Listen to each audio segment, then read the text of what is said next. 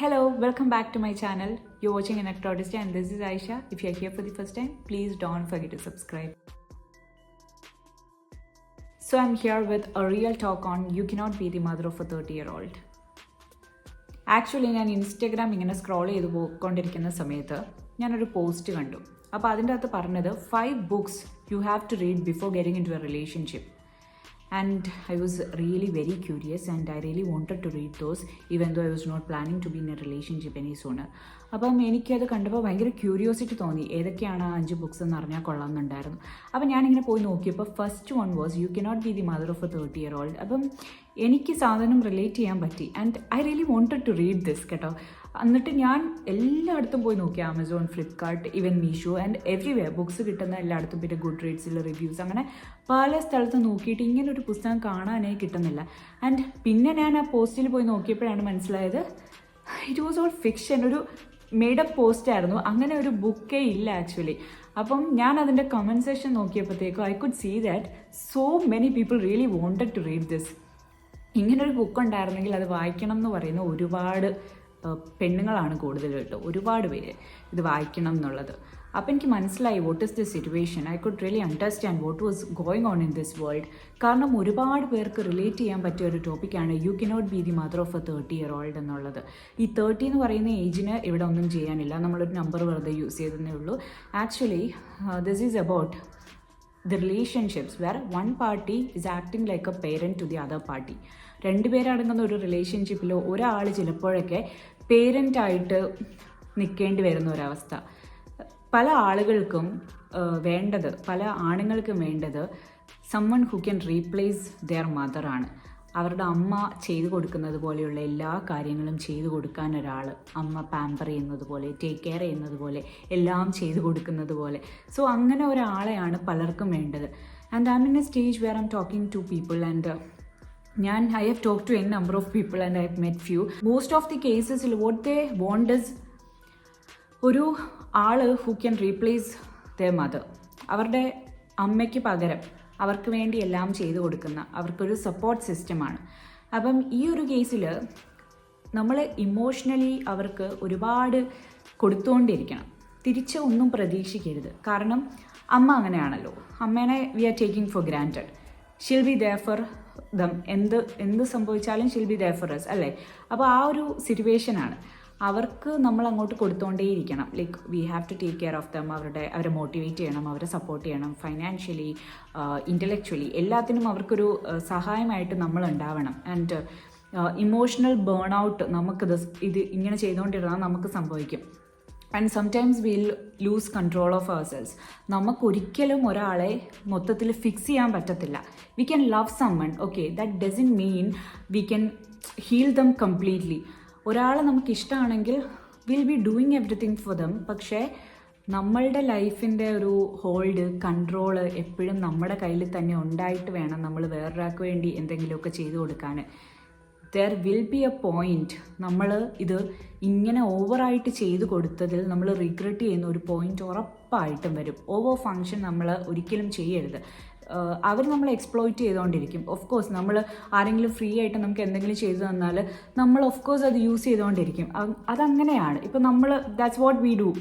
പേരൻസിനെ ആണെങ്കിലും okay, they are doing things for us and നമ്മൾ obviously അത് യൂസ് ചെയ്യും and will take them for granted. പക്ഷേ അത് ഒരു പോയിന്റ് എത്തുമ്പം, കാരണം ഒരു റിലേഷൻഷിപ്പ് എന്ന് പറയുമ്പോൾ 2 strangers ആണ് ഇൻവോൾവ് ആയിട്ടുള്ളത്. അപ്പം obviously will be drained out. കാരണം നമുക്ക് നമ്മുടേതായ കാര്യങ്ങൾ ഒരുപാട് ചെയ്യാനുണ്ടാകും. അതിൻ്റെ ഇടയ്ക്കാണ് നമ്മൾ ഇതെല്ലാം ചെയ്തുകൊണ്ടിരിക്കുന്നത്. അപ്പം sometimes will lose a hold of ourself. അപ്പം നമുക്ക് നമ്മുടെ കാര്യങ്ങളിൽ കോൺസെൻട്രേറ്റ് ചെയ്യാൻ പറ്റില്ല. ചിലപ്പോൾ നമുക്ക് ചിലപ്പോൾ പലതും ലൈക്ക് നഷ്ടപ്പെട്ടെന്നിരിക്കും. ഈ ഒരു സാധനത്തിൽ നമ്മൾ ഫോക്കസ് ചെയ്തുകൊണ്ടിരിക്കും. കാരണം നമ്മൾ അവരെ നേരെയാക്കാനുള്ള ഫോക്കസിലാണല്ലോ. അപ്പോൾ അങ്ങനെ ചെയ്തുകൊണ്ടിരിക്കുമ്പോഴത്തേക്കും വി ലൂസ് അവർ സെൽസ്. നമുക്ക് പിന്നെ ഒരു റിഗ്രറ്റ് ആയിരിക്കും, അയാൾക്ക് വേണ്ടി ഇത് ചെയ്തുകൊണ്ടിരുന്നത് കൊണ്ടാണല്ലോ എന്ന് വിചാരിച്ചിട്ട്. ചിലപ്പോൾ അയാളിപ്പോൾ ഉണ്ടാവുക പോലും ഉണ്ടായിരിക്കില്ല. And will feel like it was A total waste of time. Like കുറേ കാലങ്ങൾ ഒരാൾക്ക് വേണ്ടി ഇൻവെസ്റ്റ് ചെയ്തിട്ട് യു ആർ റിയലൈസിങ് ദാറ്റ് നമ്മളുടെ സമയവും എനർജിയും ഒക്കെ വെറുതെ ആയിരുന്നു എന്ന് പറയുമ്പോഴത്തേക്കും it's really hard and you will be very broken emotionally and mentally. എല്ലാ അർത്ഥത്തിലും U will be very broken. അപ്പം നമ്മുടെ അടുത്ത് സംസാരിക്കാൻ വരുന്ന അല്ലെങ്കിൽ ഒരു റിലേഷൻഷിപ്പിൽ ആവാൻ വരുന്ന ആളുകളോട് keep a clear distance, okay, before marrying or ആ ഒരു പോയിന്റിൽ എത്തുന്നതിന് മുന്നേ just keep a distance and you have to be sure ഇത് പയ്യാണ് മൂവ് ഓൺ ചെയ്യുന്നതെന്ന്. ലൈക്ക് പേസ് പെട്ടെന്ന് കൂട്ടി അങ്ങ് പോയിട്ട് ഒരു പോയിന്റ് എത്തുമ്പം ഒന്നുമില്ല എന്നുള്ള ഒരു അവസ്ഥ എത്തുമ്പോഴത്തേക്കും ഇറ്റ്സ് റിയലി ഹാർഡ്. ഞാൻ ഈ ഒരു പോസ്റ്റിൻ്റെ കമൻറ്റ് സെഷനിൽ നിന്ന് തന്നെ വായിച്ചിട്ട് ലൈക്ക് എനിക്ക് കുറേ റിയലൈസേഷൻസ് ആക്ച്വലി കിട്ടി. ഒരുപാട് പേർക്ക് അബദ്ധം പറ്റിയിട്ടുണ്ട്. നമ്മളൊരു റിലേഷൻഷിപ്പിലാകുമ്പോഴത്തേക്കും will be blinded by emotions actually. അത് നമ്മളുടെ കയ്യിൽ നിന്ന് കൺട്രോൾ പോകുന്നതാണ് നമ്മുടെ actually. And the two party involved in a relationship will be തുടക്കകാലത്ത് will be flirting with each other and you will be like he is the one എന്നൊക്കെ തോന്നും. പക്ഷേ don't be so sure at that point. കാരണം you will regret later because ആ ഒരു സമയത്ത് you will be blinded by emotions. നിങ്ങൾക്ക് കറക്റ്റായിട്ട് ചിന്തിക്കാനൊന്നും പറ്റിയെന്ന് വരില്ല. എല്ലാം ഓക്കെ ആയിട്ട് തോന്നും. no matter what the other party is doing, no matter how he is behaving, you'll be okay with that because nothing matters as long as you like him, അല്ലേ? അങ്ങനെ ഒരു ഫീലിംഗ് വരും. പക്ഷേ ഒരു പോയിന്റ് എത്തുമ്പോഴത്തേക്കും you will stop being in that fantasy, അല്ലെങ്കിൽ ആ ഒരു വെബിൽ നിന്ന് പുറത്തേക്ക് വരും. അപ്പം you will start realising a load of things. You will start rethinking if this is what I really wanted എന്ന് നിങ്ങൾ ചിന്തിച്ചു തുടങ്ങും. കാരണം നിങ്ങളങ്ങ് മടുത്തു പോകുന്ന ഒരവസ്ഥ വരും. സ്വാഭാവികമായിട്ടും ഒരു പാർട്ടി തന്നെ കൊടുത്തുകൊണ്ട് ഇങ്ങനെ ഇരിക്കുമ്പോഴത്തേക്കും ഒരു പോയിന്റ് എത്തുമ്പോഴത്തേക്കും you will be trained out. ഒരു 90-95% ആൾക്കാരുടെ അവസ്ഥ ഇത് തന്നെയാണ്. And as I already said, you cannot be the mother of a 30-year-old. ഒരു 30-35 വയസ്സുള്ള ആൾക്കാരെ നിങ്ങൾ കെട്ടാൻ പോകുമ്പോൾ, അല്ലെ 25+ ഉള്ള ആൾക്കാരെ നിങ്ങൾ കെട്ടാൻ പോകുമ്പോഴത്തേക്കും നിങ്ങൾക്കൊരിക്കലും അയാളുടെ അമ്മ ആവാൻ പറ്റില്ല. You can be the partner only. Equal ആയിട്ട് അയാൾ ഇങ്ങോട്ട് ചെയ്യുന്നത് പോലെ മാത്രം നിങ്ങൾക്കും ചെയ്യാൻ പറ്റുള്ളൂ. കുറച്ച് കൂടുതലൊക്കെ ചെയ്യുമായിരിക്കും നമ്മൾ, കുറച്ച് like the so called adjustments.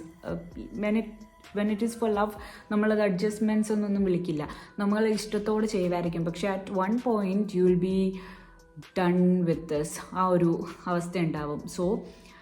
So understand the fact that you cannot be the mother of your partner. ഒരു പേരൻ്റ് ആവാൻ നിങ്ങൾക്ക് ഒരിക്കലും പറ്റില്ല. You can just be A partner. അല്ലാതെ അയാൾക്കെല്ലാം ചെയ്തു കൊടുക്കുന്ന, അയാൾക്ക് വേണ്ടി മാത്രം ജീവിക്കുന്ന, നിങ്ങളുടെ ലോകം അയാളാണെന്നുള്ള രീതിയിൽ ആവരുത്. നിങ്ങളുടെ ലോകത്തിലുള്ള ഒരാൾ മാത്രമാവണം അയാൾ. അല്ലാതെ അയാളാണ് എൻ്റെ എല്ലാം എന്ന് പറഞ്ഞിരുന്നാൽ you will lose a hold of yourself. So that's it. ഈ ഒരു ടോപ്പിക്കിൽ വരുന്ന അടുത്ത books will discuss through other videos. Thank you so much for watching. By.